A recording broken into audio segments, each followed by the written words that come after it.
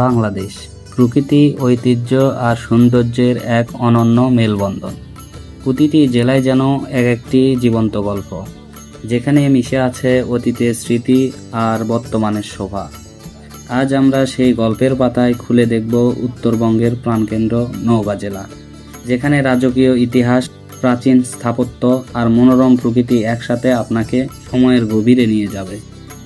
নওগাঁ শুধু কৃষির জন্য সমৃদ্ধ নয়, এটি ইতিহাস ও সংস্কৃতির এক অনন্য ভাণ্ডার। শত শত বছর পুরনো নিদর্শন, রাজবাড়ি, দিঘি, নদী আর প্রকৃতির অবারিত সৌন্দর্য সব কিছু মিলে এখানে এক অসাধারণ আবহাওয়া তৈরি করেছে। আজকের যাত্রায় আমরা ছুঁয়ে দেখব নওগাঁর ঐতিহাসিক দুর্বলহাটি রাজবাড়ি আর প্রকৃতির আরেক বিস্ময় হাসাইগাড়ি ও ভাইরাল গাছের সৌন্দর্য।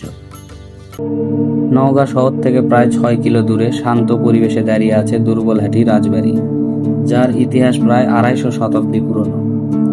1793 সালে জমিদার কৃষ্ণনাথ রায় চৌধুরী এটি নির্মাণ করেন। লর্ড কর্নওয়ালিসের কাছ থেকে বিপুল অর্থে জমিদারি গ্রহণের পর এই প্রাসাদ গড়ে তোলেন তিনি।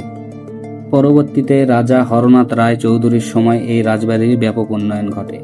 তিনি নাট্যশালা, দিঘি, স্কুল, মন্দির, চিকিৎসালয়, এমনকি 16 চাকার রথও নির্মাণ করেন। 1864 সালে প্রতিষ্ঠা করেন রাজা হরনাথ উচ্চ বিদ্যালয়, যা আজও তার দানের সাক্ষী বহন করে। রাজবাড়িটি প্রায় 5 একর জমি জুড়ে বিস্তৃত। এখানে ছিল 350 কক্ষ এবং 7টি আঙিনা, উচ্চ পিলার, রোমান স্টাইলের খিলান, বারান্দা আর সুদৃশ্য নকশা দেখে বোঝা যায় তৎকালীন সময়ে মানুষের স্থাপত্য নৈপুণ্য কত উচ্চমানের ছিল। চারপাশ ঘিরে রয়েছে 4টি বড় পুকুর। উত্তরে গোবিন্দজির পুকুর, দক্ষিণে খিলকির পুকুর, পূর্বে একটি দিঘি আর পশ্চিমে গোলাপবাড়ি ও বাবুর পুকুর। পানির ধারে দাঁড়িয়ে রাজবাড়ির ভগ্ন প্রাচীরের দিকে তাকালে মনে হয় সময় যেন থমকে গেছে।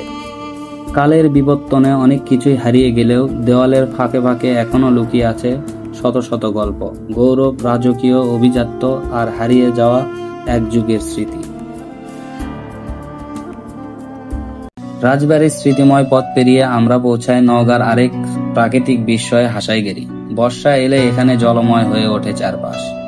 পানি আর আকাশের রং মিলেমিশে এমন এক দৃশ্য তৈরি করে যা আপনাকে অবাক করে দেবে।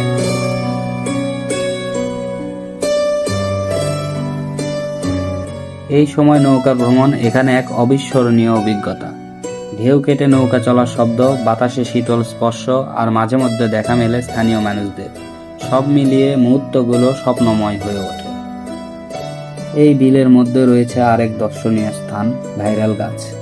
পানির মাঝখানে দাঁড়িয়ে থাকা সেই একাকী গাছ যেন প্রকৃতির রাজা।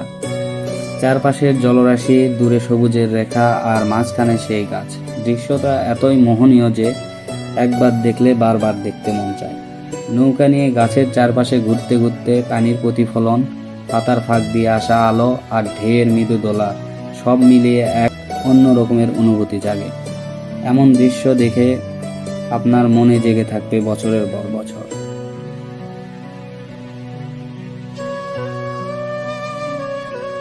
বর্ষায় এই বিলের পানিতে ফুটে ওঠে হাজারো শাপলা ও পদ্ম ফুল।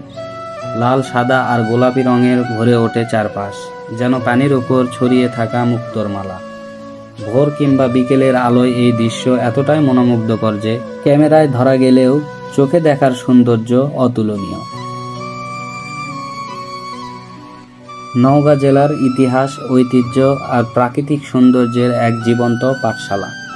দুর্বলহাটি রাজবাড়ি আমাদের মনে করিয়ে দেয় অতীতের গৌরব আর মানুষের সৃজনশীলতার উচ্চতা।